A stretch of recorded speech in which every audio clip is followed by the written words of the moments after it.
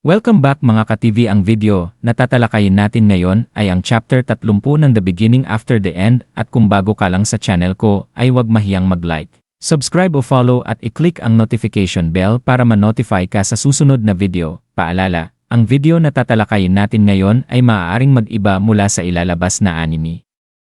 Hindi ko inaangkin ang mga drawing o anumang materyales na ipapakita. Ang layunin ko ay magpakita ng suporta at magbigay ng impormasyon tungkol dito. Ang lahat ng kredito ay nananatili sa mga orihinal na may-ari.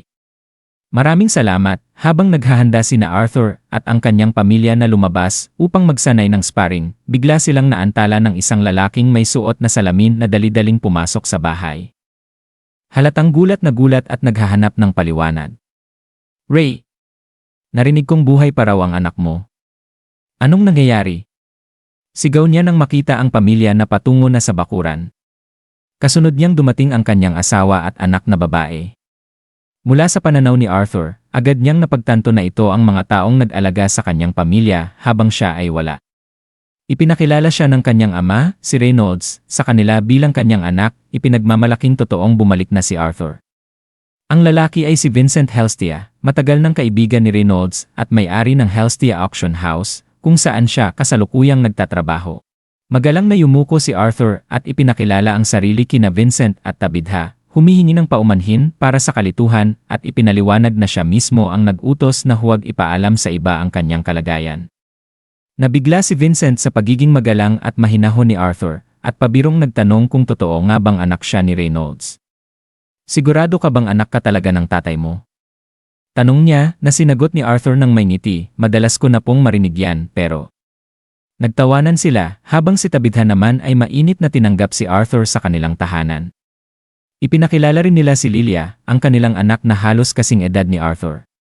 Ngumiti si Arthur sa kanya na tila naging dahilan ng pagkalito ni Lilia, lalo na nang mapansin ang dragon pet ni Arthur. Si Sylvie, pagkatapos ng maikling pagpapakilala, tinanong ni Vincent kung totoo nga bang magsasparring sina Reynolds at Arthur. Nang makita niya silang nag-inita sa bakuran, hindi siya makapaniwala. Lumapit siya kay Alice, ina ni Arthur, at nagtanong kung totoo bang nasa light red core stage na si Arthur. Sinabi ni Alice na nagulat din siya, pero kilala niya ang anak niya, mabilis itong matuto at hindi ito nagsisinungaling. Nagduda si Vincent, sinabing kahit ang pinakamagagaling na estudyanteng tinatanggap sa Xerus Academy sa edad na 11 o 12 ay bihira nang umabot sa dark red stage. Tahimik lamang si Arthur habang pinapanood sila. Iniisip na mas mabuting huwag nang sabihin na hindi siya agad nakapag-train ng core niya dahil abala siya sa pag-assimilate ng beast will ni Sylvia. Magsisimula na ang laban. Magkaharap sina Arthur at Reynolds, kapwa may kumpiyansang ngiti. Sinabi ni Reynolds na iba na siya ngayon, mas malakas. Sumagot si Arthur na gayon din siya. Bigla siyang sumugod, nagtangkang suntukin ang ama, ngunit nasalo ito ni Reynolds. Agad siyang bumawi ng sipa at sinundan ng siko, pero nahuli rin ito ni Reynolds at sinubukang ihagis si Arthur. Hindi nagpatalo si Arthur, kinapit ang damit ng ama at pinigilan ito, kaya't nagtap si Reynolds sa lupa para pigilan ang pagkakahagis. Nagkahiwalay sila ulit, parehong magaan ang loob. "Ano sa tingin mo?" tanong ni Arthur.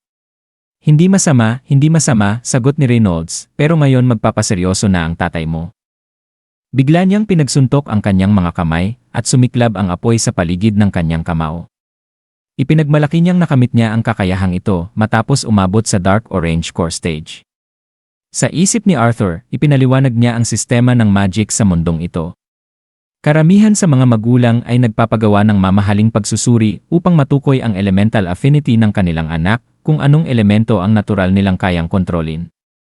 Ang mga conjurer ay kayang lumikha ng mga elemento, samantalang ang mga augmenter tulad niya ay mas banayad ang affinity at lumalabas lamang ito kapag malayo na ang kanilang narating.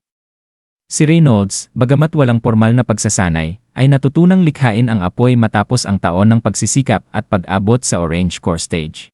Ngunit si Arthur ay mula sa ibang mundo, kung saan ang affinity ay hindi nakatakda sa kapanganakan kundi pinipili ng tao sa pamamagitan ng sipag at tiyaga. Sa dami ng kanyang kalamangan, kaalaman, karanasan, at oportunidad, nakarating siya sa puntong ito. Ngumiti siya at inilahad ang kanyang sariling natutunang trick. Biglang kumidlat sa paligid ng kanyang katawan, at sumiklab ang kuryente sa hangin habang nakatingin siya sa kanyang ama. Ako rin ay may natutunan, sabi niya. Napamulagat ang lahat. Sa isang iglap, napatunayan ni Arthur na hindi lang siya basta nabuhay, bumalik siyang mas malakas kaysa sa inaakala ng kahit sino, at dito nagtatapos ang chapter 30 ng The Beginning After the End.